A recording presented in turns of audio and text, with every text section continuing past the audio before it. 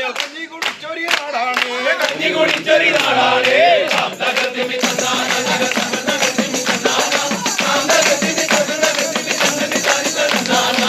നെല്ലുകുത്തരിക്കഞ്ഞിയും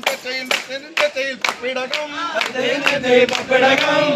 എടുത്തവൻ കൂടക്കടും ഉണ്ണിയ പൊമ്പഴം പത്രമുണ്ട്